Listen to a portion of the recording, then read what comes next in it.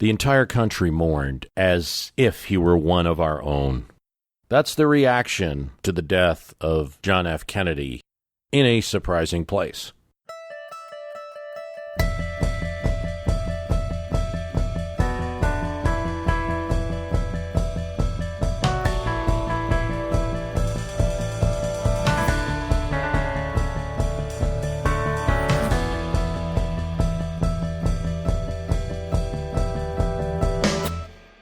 And that place was the Soviet Union. Donald J. Raleigh's excellent Soviet Baby Boomers gives us a viewpoint of what many people in Russia thought at the time in 1963. It's a book that features actual interviews with a group of baby boomer adults that lived in the USSR. His take was, despite the fact that Kennedy took a tough stance against Khrushchev in negotiations, for average people, the Soviet Union was kind of rediscovering the West during the Khrushchev years.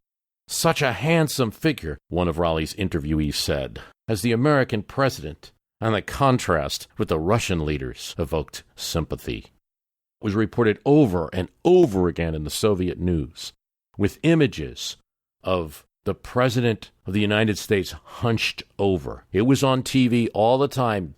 There were some shocking reactions. One said that she thought Kennedy always looked Russian, and another was so mad at what happened that after the fall of the Soviet Union and moving to America, she retained, this is a Russian moving to America, a fierce hatred of Texas, because that's where the assassination had taken place. Others feared revenge since Marina Oswald grew up in Minsk. So Raleigh's book, Soviet Baby Boomers, which is good for a lot of other reasons too, reveals that not surprisingly, Russians were skeptical of the official stories in the news and Oswald's role and believed there was a conspiracy. Now, why am I telling you this? Because this is going to be a little questions and answers. In fact, I'm going to try to do 20 questions. Let's see if I can get through it.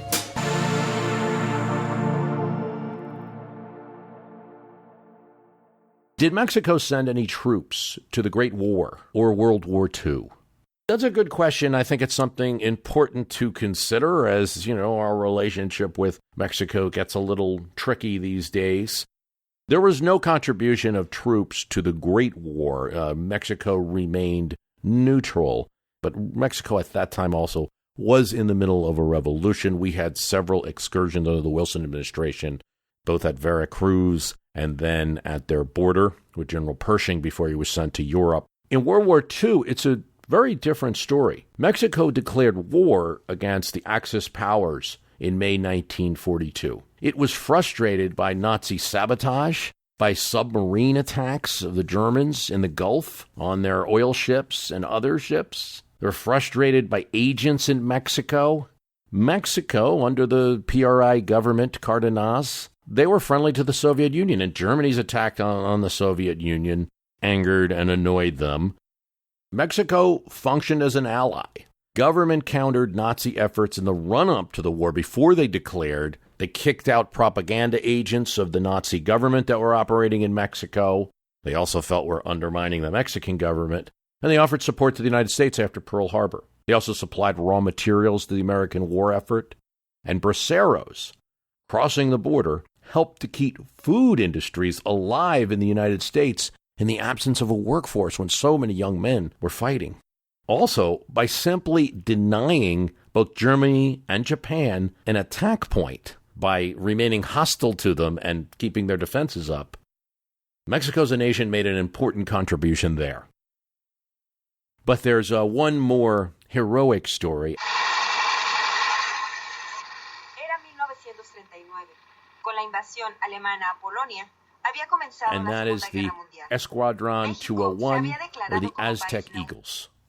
300 men, 30 pilots, 25 planes in the Mexican Air Force that fought in the South Pacific. They did go into combat with the Japanese, but it was also significant as it was Mexico's first overseas operation.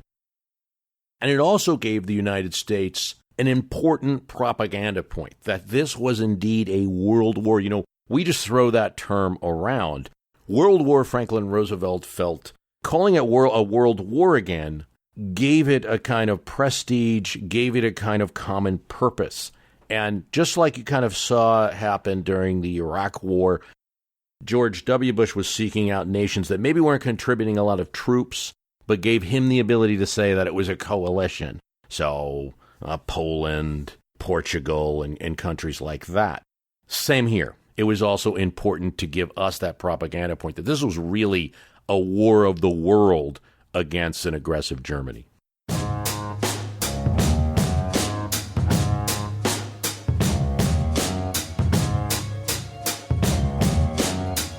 Hal Phillips, writing about the episode about the Truman choice at the 1944 convention, that time the DNC rigged a nomination. Enjoyed this episode as per usual, but I thought there'd be more allusion to the not exactly interscene tiff between Sanders and Clinton, re alleged favoritism in 2016. What your recent pod did make clear, political parties in this country are private organizations that answer to no governmental standard of neutrality or fairness. This is something many tend to forget. As such, of course, the DNC favored HRC. She was a Democrat after all, and Bernie wasn't. I frankly do not see why the DNC is obliged to follow anyone who isn't registered with party or sufficiently adherent to its platform ideals to seek that party's nomination. If an independent candidate like Bernie is allowed to compete for delegates, he should not be surprised when establishment Dems bend the rules to favor one of their own. So writes Hal Phillips. Hal, this is a tougher one to answer because I agree in some part with what you're saying, like particularly the part about like shocking. There's gambling in Atlantic City. They're shocking that a party that's composed of people whose very job it is to win a general election every year would have some interest in who's going to have that nomination and not just be, people wearing black and white stripes and a whistle. How did they make that conversion when they are also significant politicians and party workers who want to win in November? That has to be understood a little more.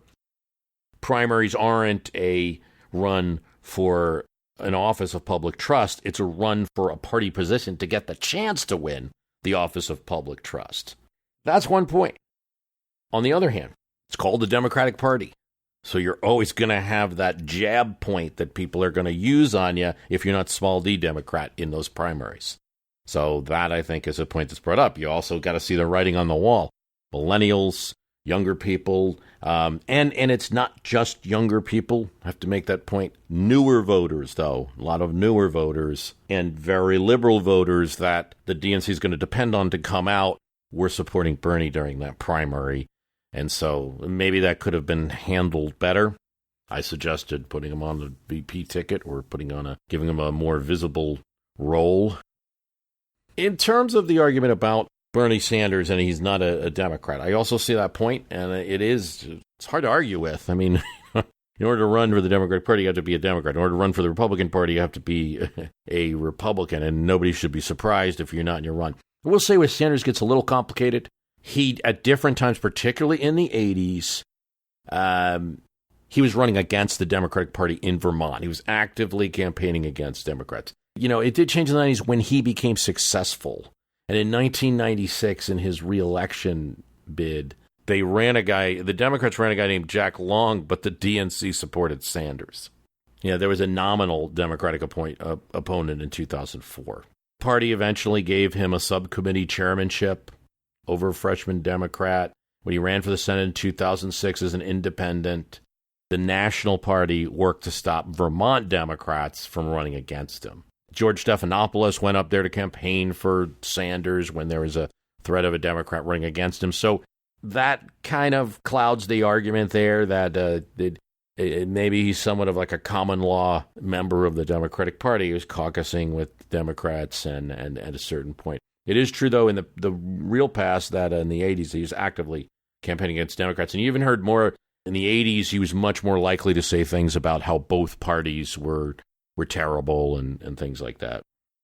And obviously telling the story about the 1944 Democrats completely rigging a VP nomination, although who was doing the rigging wasn't always clear. I think you see a history, and the history doesn't mean it's right. It also means it's not shocking and new that something like this would occur. Okay, I got a question from Stickler Hudson. I know him as Sumita Hudson, previously on the website about the pardon of Sheriff Joe Arpaio by President Trump. There was a move by the Justice Department to drop the charges against him. Now, if you accept a pardon, then you accept that you're guilty, right? So how is vacating the verdict even an argument? Why is it even something being considered? And I'd say that's a yes and a no. The big case here is Burdick versus the United States, and that's a precedent that definitely says that accepting or knowing about a pardon means guilt acceptance. But like so many things, this in being used with a presidential pardon hasn't been litigated enough. And there are really particular reasons for what happened with Burdick. This is a case that occurs in 1915, and it's an editor of a newspaper who's being prosecuted because he won't reveal a source. So you're running up against First Amendment and revealing sources. Burdick is called to testify, and the first thing he says, he takes the Fifth Amendment. I'm not going to testify because it might incriminate me.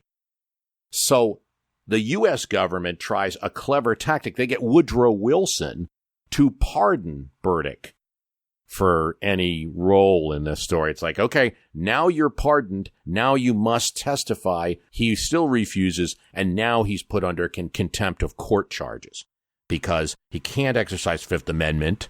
He's not incriminating himself. There's already been a pardon given. The Supreme Court did not like what happened to Burdick. They did not like the government behaving this way, issuing a pardon just to compel testimony. And so in that decision, Burdick v. United States, they said that, if you're forcing him to accept a pardon, you're forcing him to accept guilt. And that's the precedent that holds. Now, I have to say, precedent's very important in courts. So you see that cited a lot. Interesting. And there's so many specifics to that case where if something were actually litigated, I do wonder how it holds up. Now, of course, what's the most famous case in this area that we know of? And that's Nixon's acceptance of the pardon from Ford. And I really do think there again, there's a little bit of it's a precedent, but it's a weaker one because I think Ford and Nixon going into that pardon had very different ideas about what each was doing. Ford thought he was getting out of Nixon a confession. But Nixon's statement doesn't actually read that way. Here's what Nixon says. September 8th, 1974. I have been informed that President Ford has granted me a full and absolute pardon for any charges which might be brought against me for actions taken during the time that I was President of the United States. In accepting the pardon, I hope that his compassionate act will contribute to lifting the burden of Watergate from our country. Looking back on what is still in my mind a complex and confusing maze of events, decisions, pressures, and personalities, one thing I can see clearly now is that I was wrong in not acting more decisively and more forthrightly in dealing with Watergate. And then, instead of saying that he felt his actions were illegal, he says this. I know that many fair-minded people believe that my motivations and actions in the Watergate affair were intentionally self-serving and illegal. I now understand how my own mistakes and misjudgments have contributed to that belief and seem to support it. That is not acceptance of guilt. That is not acceptance of anything to be pardoned for. It's merely an acceptance of, thank you very much, Mr. Ford, and I'll take this, but very little acceptance there of guilt. So I actually see a little bit less precedent in that. Take it for what you will. I guess if you're on that side of things and you think the pardon's a good idea, you probably want to go for that vacating as well.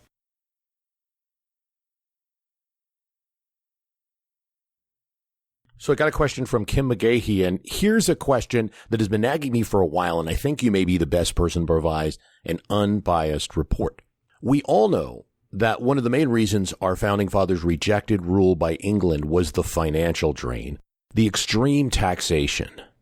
My question is, how does the average person's tax burden today compare with the tax burden imposed by King George on the average person in 1776? Thanks, Kim. I poked around a bit. There was no head tax, or as we might say today, income tax. No tax per person. I don't think the individual colonist had any direct tax burden to Great Britain, unless they engaged in importing, because most of the money was made through customs duties. Royal officers would be instituted at the major ports. Really, since the end of the 1600s. They were very lax in the beginning in most of these colonies, but there also weren't a lot of people in the United States in the 1600s. You know, there were no more than 200,000 or 300,000. So it wasn't a great source of revenue. As the population goes up, the government of Great Britain starts to see America more and more as a place to tax. But those taxes were mostly instituted towards customs. So tax on various imports. There were also a lot of restrictions placed on, which I'll talk about in a bit. The one case where you might see something that's a head tax or a direct tax from Great Britain onto an American colonist would be it's still indirect. It would be in the case where they required that a militia unit be formed or encouraged it for the defense of the king or queen's lands.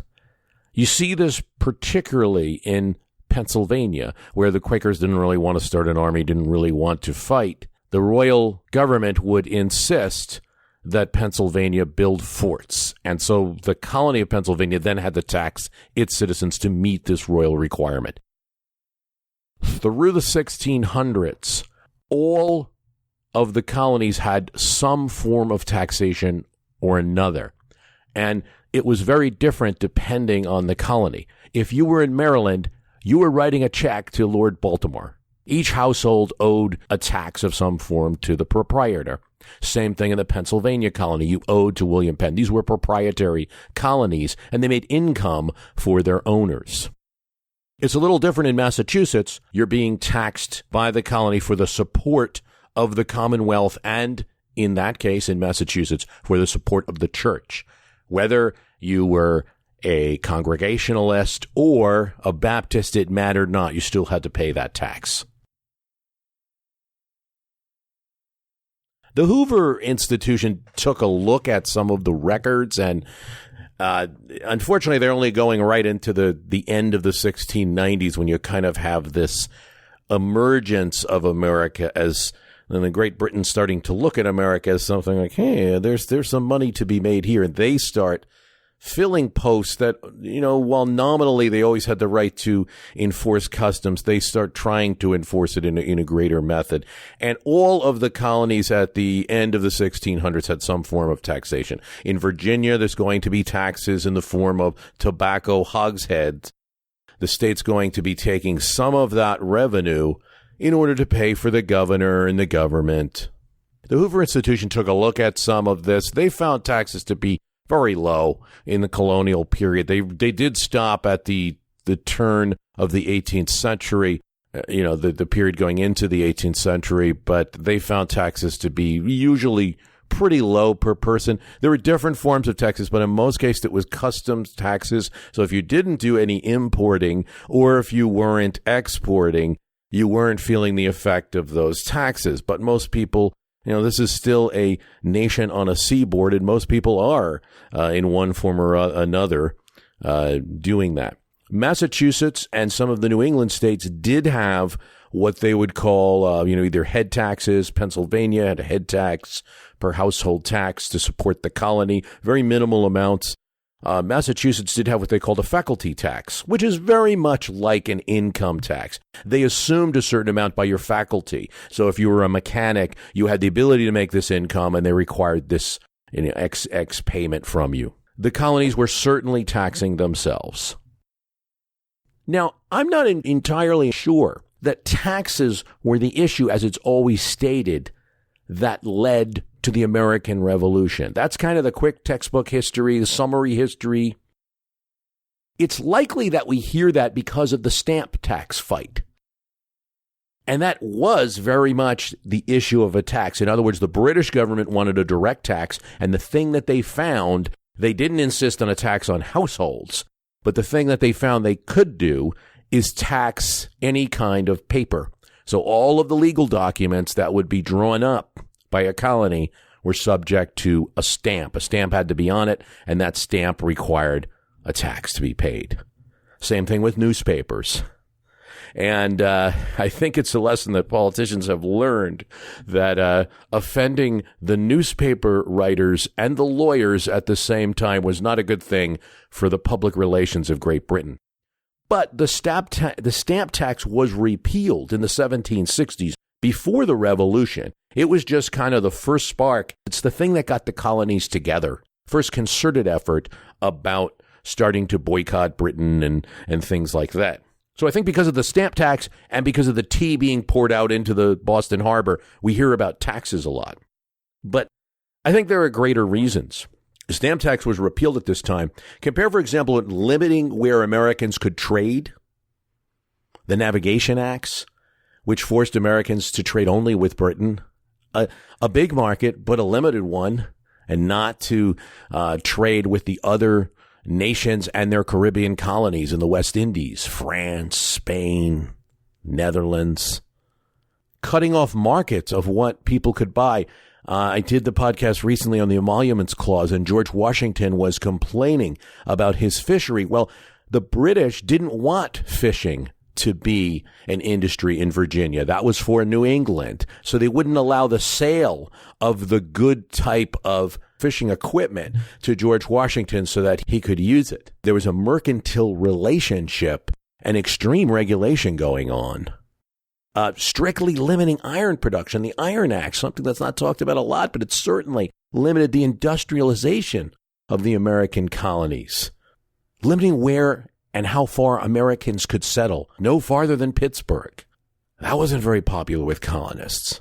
Setting up Canada as a strong anchor to the American colonists and giving them land and giving them powers so that they could be assured, the British government, that there would be kind of an anchor to the expansionist views of the American colonies.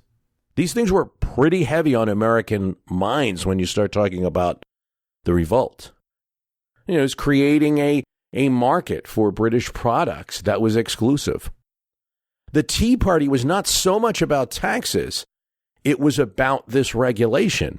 I like to look at Tom Paine's Common Sense as a founding document, and he as a founding father, if I am to use that term at all, because it was his document that spread like wildfire throughout the colonies and got the average people in 1776 thinking about revolution. So it makes all the sense in the world that we look at that document. We don't often do this, that we look at that document to see what was the argument for independence. I searched that Common Sense. The word tax is not used at all in the document and is not one of the arguments. Finally, I'd say another thing to always think of in assessing the revolution is that it is about the future and not just about their present grievances that Americans took to arms and revolted against Great Britain. You have to remember that at any time in those American colonies in 1776, the British Parliament, the king, could send an official over, and that official would be in charge of them.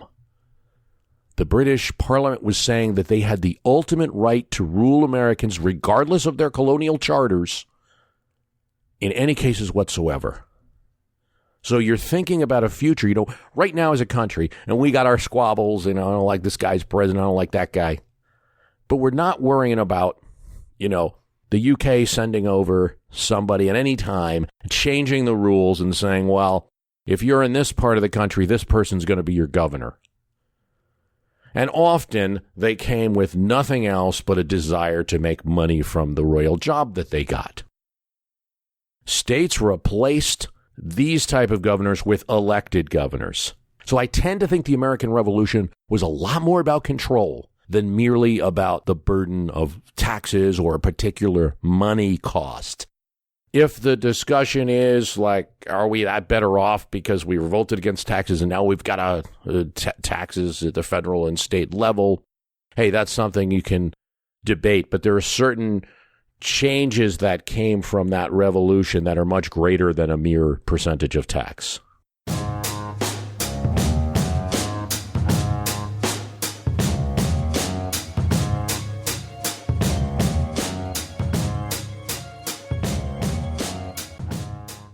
What do you think of when I say the grand old party? The Democrats, right? I got this question on Quora, and it was, if the GOP stands for Republicans, what's the similar initials for the Democrats' nickname? And it's a great question, and there really is not one, because GOP or Grand Old Party refers to the Republican Party, and it comes from a period when they were simply dominating politics, just winning almost every presidential election. That's the period from the Civil War really to the New Deal. During that period, you only had two men that served as Democratic presidents, Woodrow Wilson, and two non-consecutive terms from Grover Cleveland. During the entire 19th century after the Civil War, only Grover Cleveland served as a Democrat in the White House. Republicans won strings of elections, unprecedented streak. They began calling themselves the Grand Old Party, and so you have that. You know, it's a term that's largely attributed to the Chicago Tribune in an article actually after Grover Cleveland was defeated for re-election. They sung the praises of the returning Grand Old Party. And the reason you use initials is that, newspaper column inches were small. And cartoons, you could fit it into cartoons, on an elephant or something like that in one of those Thomas Nash cartoons. But even though it's attributed to the Chicago Tribune, we see references to it well before that. The Iowa Vindicator, an abolitionist newspaper, in 1870 says, "The Grand Old Party goes right on, overcoming obstacles and winning victories." Entirely oblivious that there's even a Democratic Party in existence. That party would have been only 20 years old when the reference is used, and sometimes signal like, hey, you're a Grand Old Party, stop all the bickering. Republican Party was very fractured in the 19th century between the half-breed stalwarts, the Grant people, the people that wanted corruption, people that wanted reform, liberal Republicans. So you see references like in newspapers, Republicans cannot afford to be fighting one another. We ought to reserve our strength and rally like a band of brothers around the Grand Old Party of Liberty. And just one quick point on that. The term democracy was used for the Democratic Party up into the Civil War. It's kind of like a regal term for the party, and that kind of lies the answer to the question. It used to be referred to in such terms. In fact, we have references. Here's the Pennsylvania Agitator, another abolitionist newspaper prior to the Civil War, that says, if the Grand Old Democratic Party is only accommodating enough to dissolve the Union, it will be a great relief to the free North. And a pro-democratic newspaper in Wisconsin used the same term. However, we may differ with some as regards to the present war and desire its vigorous prosecution. We know only the democracy and the Grand Old Party that has ever battled under its banners for popular rights and the privileges allowed by the Constitution. So there you have it. The term Grand Old Party was at one time used to reference the Democratic Party, which had a longer history. Republicans co-opted it, and as they began a period of prominence in politics, they took the term. And that's the story.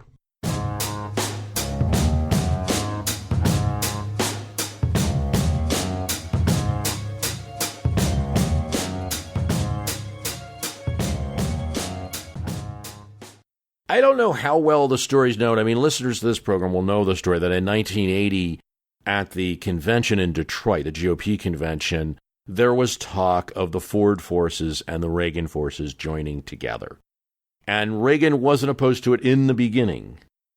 But as negotiations ensued, it turned out what Ford wanted was very much a kind of co-presidency, not just to be vice president under Reagan, but to have a kind of co-presidency and to be able to weigh in on a lot of decisions, particularly foreign policy decisions.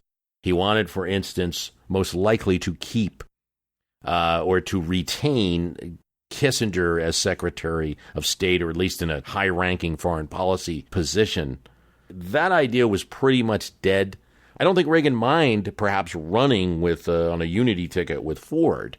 It would have been a little weird running with a former president, but Reagan was nobody's VP, and the minute that Ford was kind of warming into a co-presidency type proposal, there was no deal. And they found in George H.W. Bush a moderate who was more on the Nixon, Ford, that side of things. Ryan T. Richardson writes on the Fans of My History Can Beat Up Your Politics discussion group, Bruce, interesting thought experiment. In the past, you've said that without a Teddy presidency, Theodore Roosevelt, there would be no FDR. Had Reagan and Ford worked out a deal for vice president in 1980, would there have been a George H.W. Bush presidency? And if no H.W. Bush presidency, would there have been a W presidency? And if no W presidency, without the 2008 narrative of political dynasties, Bush, Clinton, would we have had an Obama presidency? Well, thanks, Ryan Richardson. That is alt history on steroids, but it's grabbable, at least particularly in the beginning point. I don't know if I could take it from Ford to Obama, but at least in the beginning point. So yeah, no, obviously if Ford did become VP, there wouldn't be an H.W. Bush vice presidency, because Ford would have been vice president. Now, I don't think it would have lasted very long. I don't think Ford's vice presidency would have lasted into 1984. I think on both sides, they would have had little patience with each other. Ford had been president, now to go to being vice president, and Reagan, I think, really wanted to get on with a radical transformation of things and not have to negotiate. So it does open up the vice presidential choice in 1984. I don't know if they pick George H.W. Bush at that point. Yes, he did run in the primaries against Reagan. I suppose his name would be out there, but it's possible he could have taken it in 84, and then we have the same chain of events you're talking about.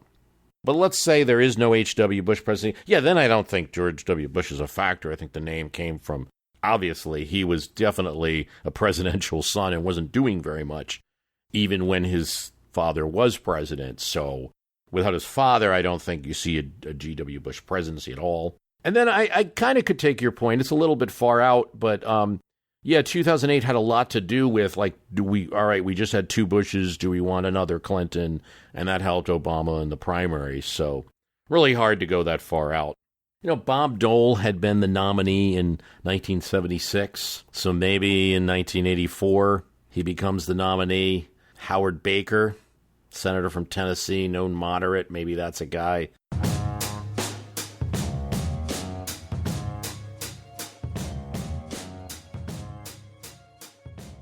What is the most disastrous defeat that any Army, Navy, or Air Force has ever had? This I was asked on Quora, but I'll say so many answers, but I'll say the Battle of Tsushima. It ends the Russo-Japanese War. War is declared in 1904. The entire Western Fleet that's in the Baltic is transported around South Africa and all the way to the Pacific. It's stopping in all of these ports. So everybody knows this fleet is coming. And they meet the Japanese in the Pacific. The Japanese are totally coordinating their ships with wireless, and the Russians are not, and are completely routed. Japanese win a huge victory and sink hundreds of tons into the Pacific Ocean. It had a kind of the whole world is watching effect. It ends the Russo-Japanese War in terms in Japanese favor. Those negotiations are concluded, by the way, in America at Portsmouth. So Theodore Roosevelt plays a huge role in these negotiations in ending the war, and it kind of establishes the American president as a diplomatic figure and America as a player in international affairs. Dan Lee writes on the My History Can Beat Up Your Politics Facebook site, the fans of My History Can Beat Up Your Politics discussion group. This is back from August. I was listening to the Washington Post Constitutional podcast earlier today, and the episode was essentially a history of advances of women throughout the life of the Constitution. There is considerable discussion of the proposed Equal Rights Amendment, and this led me to wonder, does the Equal Rights Protection Clause of the 14th Amendment really cover all of the same things that were already included in the ERA? Functionally, what would change, or what would have changed? Thanks, Dan. This is the text of the ERA, and it did come very close to being passed in the early 80s. If it were not for a counter-movement of conservatives, Philip Schlafly being a key one here, it came pretty close. It had a lot of bipartisan support. Here's the text. Section 1, equality of rights under the law shall not be denied or abridged by the United States or any state on account of sex.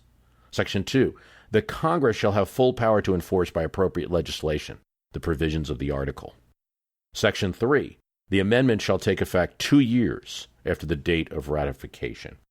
Pretty simple, but I think it would have raised the profile of gender in most cases extremely, lowered the threshold for intervention on the part of judges, make a clear line in issues, the most notably being sex discrimination. 14th is a fairly cloudy law, and it refers to persons and citizens.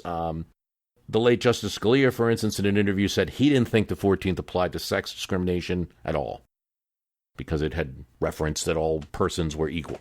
For even a textualist conservative, if you're passing that ERA, it's in black and white letters. Clear, loud signal in the text as to what's to be protected.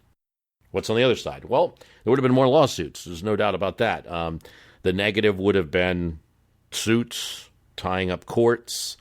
One could argue that I'm sure if we were sitting here with a business person, they wouldn't be happy about the potential of that and what it would mean to their human resources and what kind of staff they'd have to devote to that, or their legal. That's the negative. The positive might have been that a chain reaction of better practices over these years in terms of discrimination, because companies, agencies would have been afraid of lawsuits that now have a constitutional force.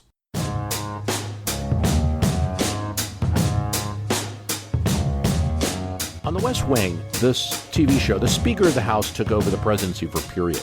Was this accurate, and would they be considered a full president? Okay. Yeah, that TV show, you're talking about the West Wing TV show written by Aaron Sorkin, or at least the initial parts written by Aaron Sorkin and then completed by Wells and Lawrence O'Donnell and others in season 5, where President Walker, who is played by John Goodman, takes over. There was no vice president. The vice president had tendered his resignation. That was accepted. He's no longer VP. They're looking for VP candidates when the president felt he needed to utilize the 25th Amendment because his daughter had been kidnapped, and he didn't feel he could make rational decisions needed to be made for the good of the nation. So he writes a letter exercising the clause in the 25th Amendment where now the Speaker becomes president until the time that the president submits another letter saying, okay, he can now resume the office. Officially, in the 25th Amendment, it is called the acting president. This is a term that we long ago gave up on. There was a lot of people who thought that during John Tyler's presidency, when he took the presidency over presidency of William Henry Harrison, that he was merely the acting president. But now we use this term, the 25th Amendment. It kind of brought that term back. I would say in every way they are a full president. I think the key thing to understand is this. Can only be one president. It's a unitary executive under the Constitution. They thought about that. Many governors had, of states and colonies had advisory councils that kind of became a plural executive. It's not so with the President of the United States, a single person. So only one person has it at any one time. They give an order, it must be followed if it's constitutional. Would history consider them full? It's never happened, so we'd have to see how history treats it. But my sense would be that it would be. People would be obliged to mention that speaker who had become president on the list. People that like to do that. They're still bringing up that David Rice Atchison, who really wasn't president, but they say he was president for a day and all of that. Ward Batty writes on the Fans of My History Could Beat Up Your Politics, might this storm and the results of it help Puerto Rico gain statehood? And I think it would not, for a simple reason, and that's 2 senators. And, the politics of the Senate has been responsible for creating states and for states not happening throughout history. Republicans in the period after the Civil War used this. I mean, you really start before the Civil War with the Kansas-Nebraska Act and the idea that that would generate Senate seats. There's always been this battle, both Dakotas being created, the Colorado territory, the Wyoming territory being turned into states. This is an attempt to create more Senate seats. It's difficult to think about the 1952 campaign when one is used to the primary politics of today. Because on the Democratic side, Adlai Stevenson, who was the Democratic candidate in 1952, did not win a single primary, and yet he became the party's nominee. In fact, he wasn't even one of the early people being talked about. Kashif Khan writes, could you do a brief summary of the 1952 Democratic primary campaigns? I have trouble wrapping my head around a couple of facts. How did Kefauver, he's talking about Estes Kefauver, the senator from Tennessee, not get the nomination outright, despite winning the majority of primaries? As I understand it, the Democratic Party in many states were against his anti-organized crime stance and refused to back him. Right, that is definitely part of it. I mean, they didn't directly come out and say they were against him fighting organized crime, but one of the things that he was doing with one of the first nationally televised congressional hearings in 1951. You just started having houses getting TV sets, and that was generating press. And yes, it was exposing some of the connections between city bosses and organized crime. But what you had is only a few of the states had primaries that year. So like Pennsylvania and Maryland and Wisconsin and Minnesota and Oregon, and in a few places like that.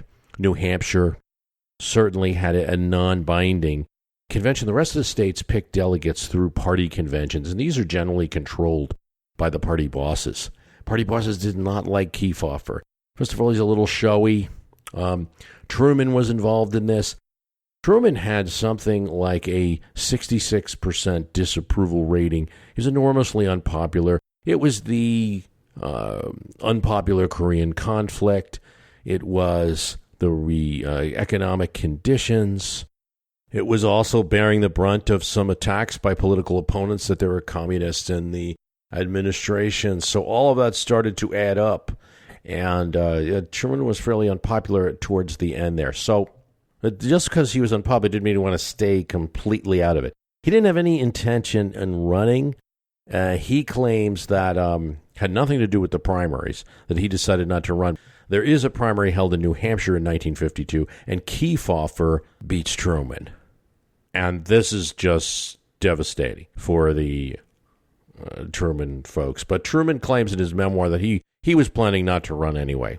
There was some talk about maybe the vice president, Alben Barkley, but some of the labor union people don't like him and consider him a little bit old. So there's the reason that Adlai Stevenson gets the nomination is the party convention is in Chicago, and there's kind of a local movement. They draft Stevenson that happens at that convention in 1952, and Stevenson becomes the nominee. He's also going to be the nominee in 56, and he was also talked about in 1960 as well.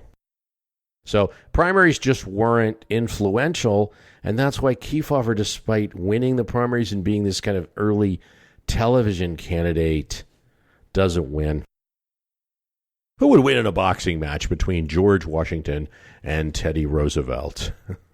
George Washington. 6'2", he's taller, he's got longer wreath. Theodore Roosevelt at 5'10". Might go to decision if both are in their prime. If the United States hadn't annexed Texas, would Sam Houston have won a third term as president of the Republic of Texas? Yeah, it's interesting to think of a state as a country, and that was Texas's short history. There's no reason to think that he wouldn't have. He was certainly a dominant fixture, a leader in Texas politics. There were two main factions, though.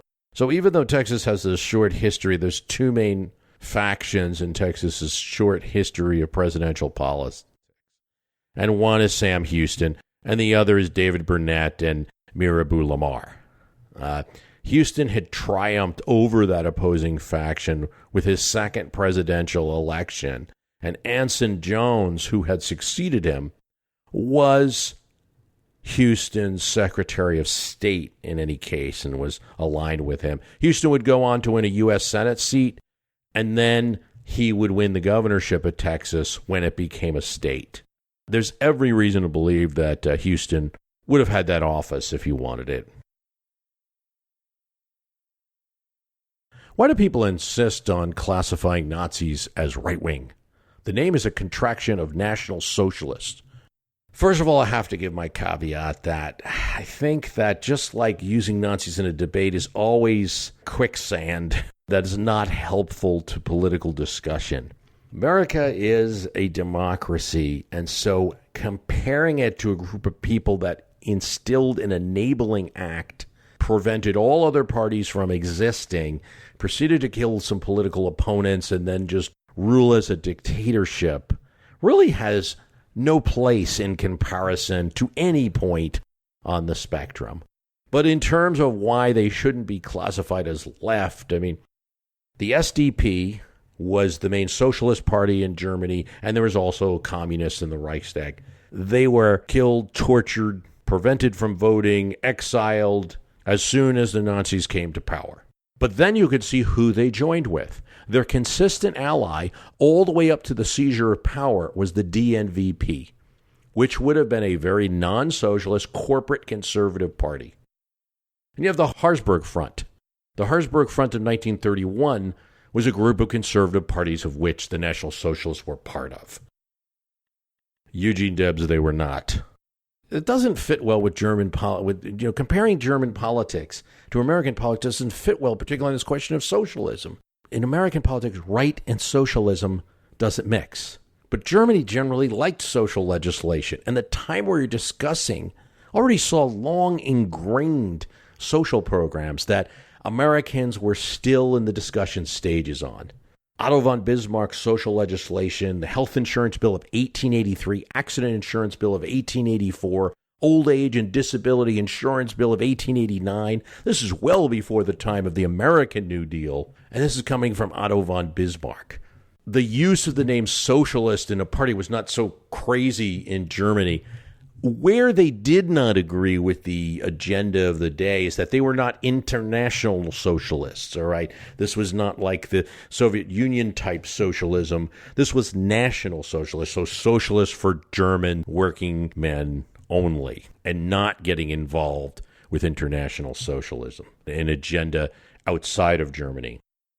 It is not right to take all people operating in a democratic country like the United States and compare them to people who were running a military dictatorship.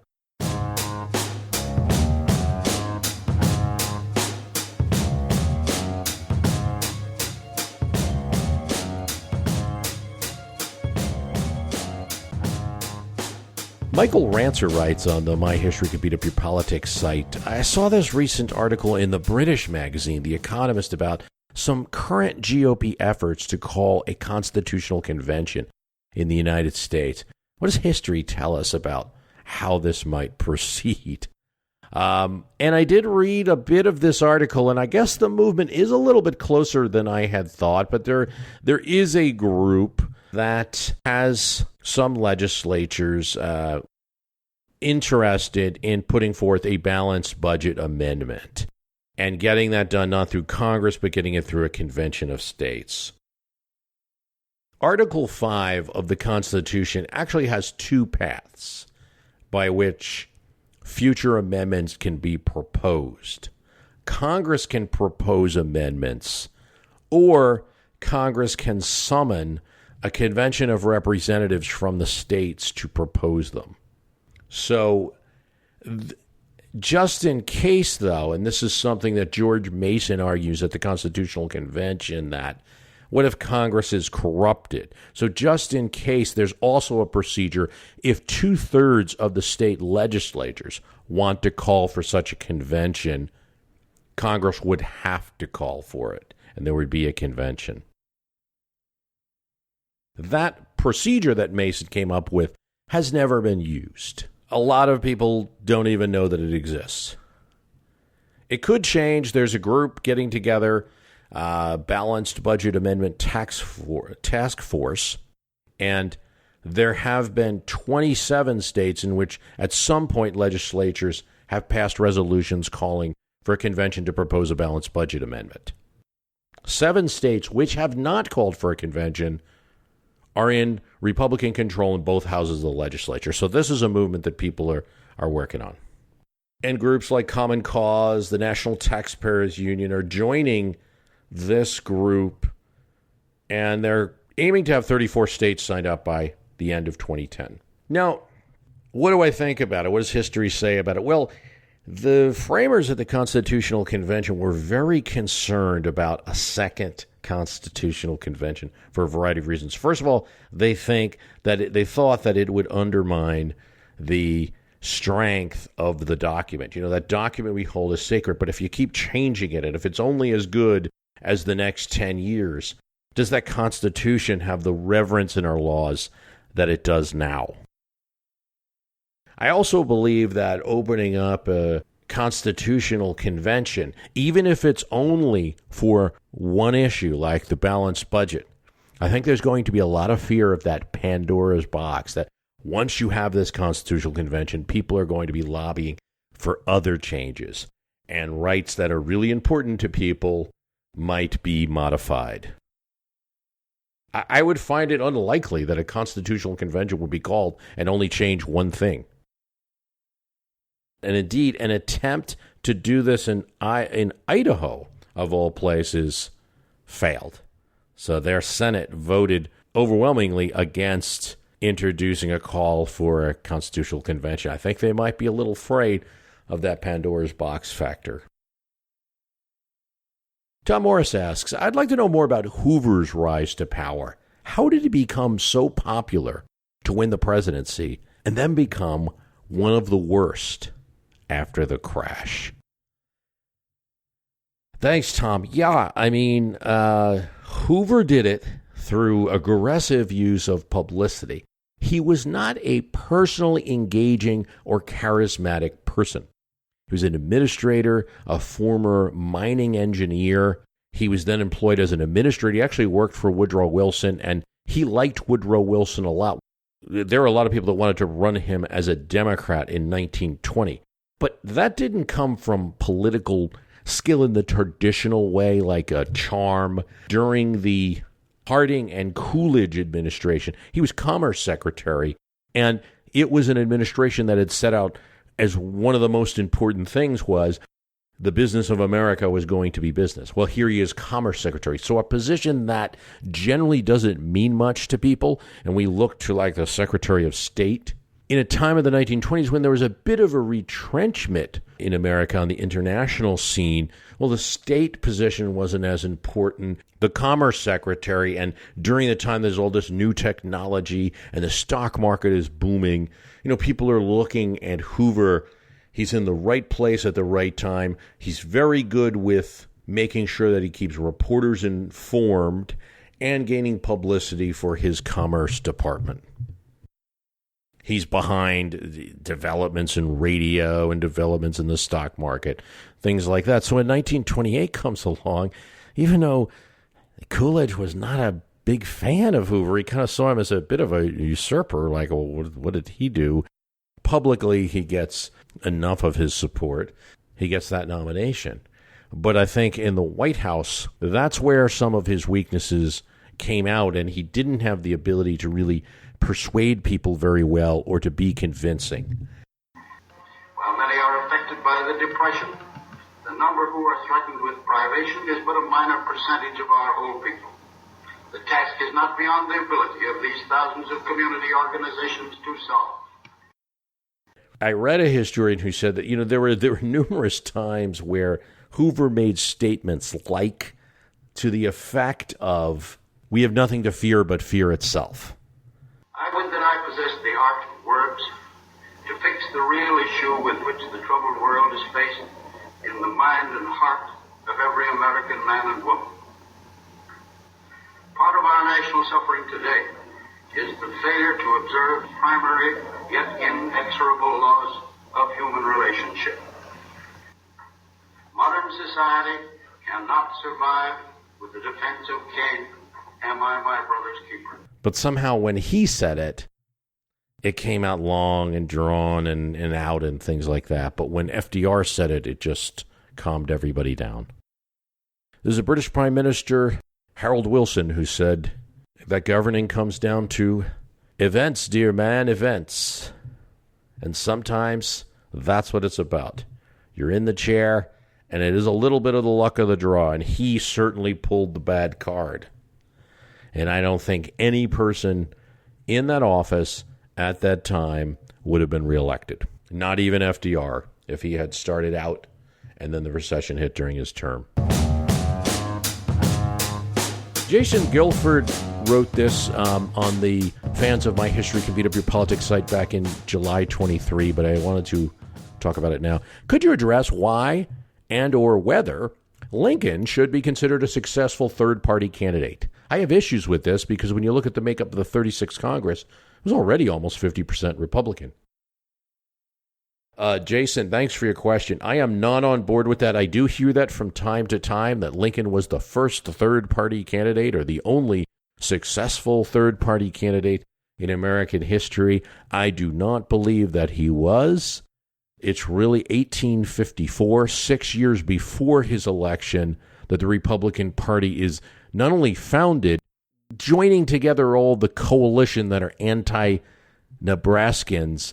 I think that you have essentially almost Republican control of Congress in that election, and then Republicans gain the House and the Senate during this period.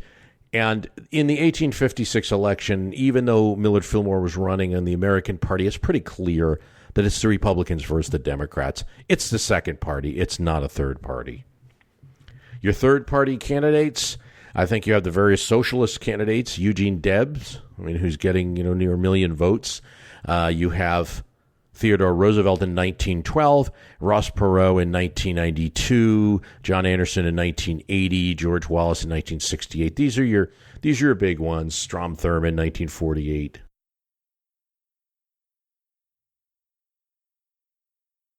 Sharon Hatfield King writes, this is also back in July, but I'm getting to it now. I'm a longtime listener, but I finally have a question. Can a president be impeached more than once if he isn't removed from office? Not for the same high crimes and misdemeanors, but for different reasons. Thanks, Sharon. There's nothing in the Constitution that would prohibit that.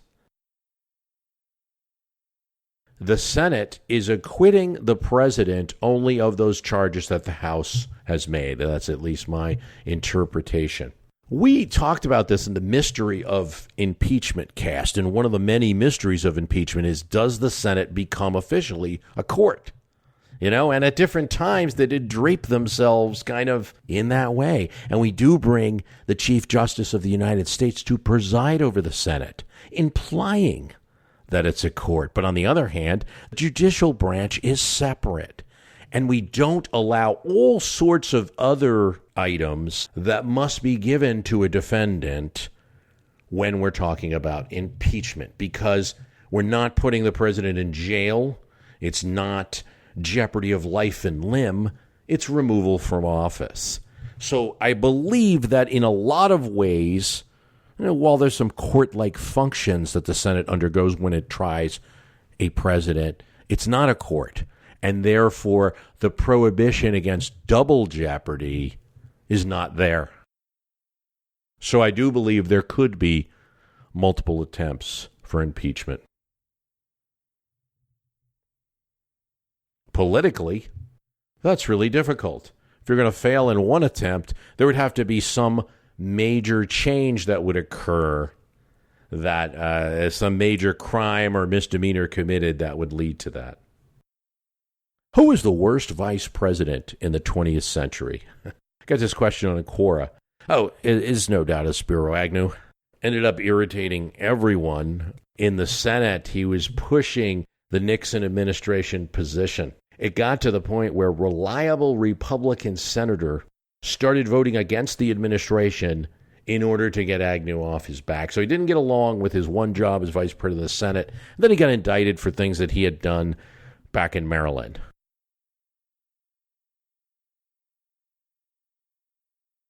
Another question from Daniel Phelps, and again, this one goes back in July.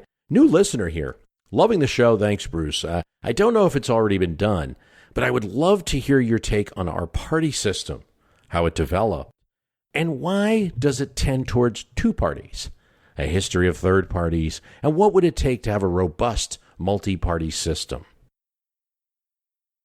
Thanks, Daniel. I've touched on it in a lot of episodes. I've also looked at Canadian and British systems where it can lead to unhappiness of a sort. This multi-party system can lead to unhappiness of a sort. In other words, people going out and voting in majority for a certain ideology and ending up with the party that got 1/3 of the vote because it just happened to be slightly more than the other two fighting against each other in all the little parties. So I think that Wymain podcast on this topic about third parties was called The Moped and the Maserati.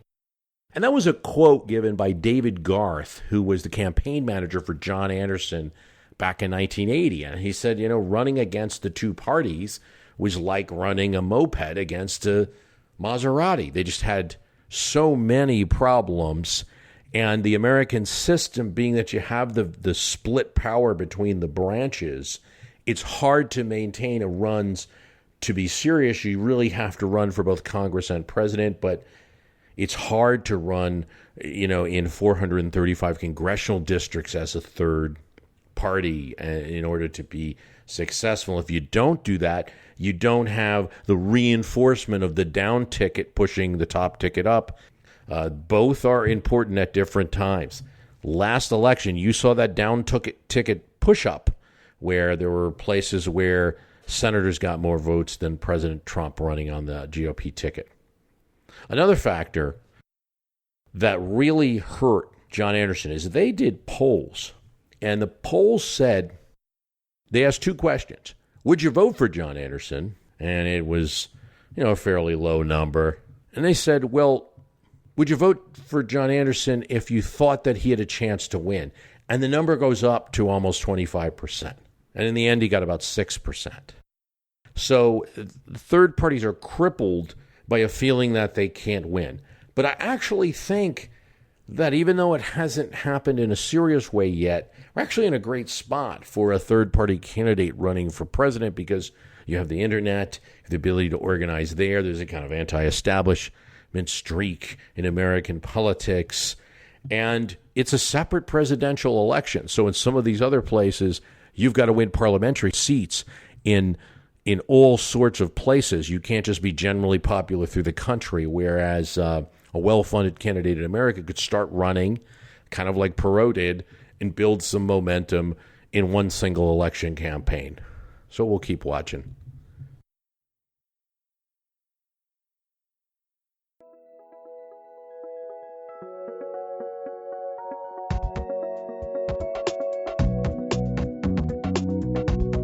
A reminder to go to the www.myhistorycanbeatupyourpolitics.com site on the premium extra podcast for as little as $2 a month. This week's episode features Eugene McCarthy and the primary of 1968.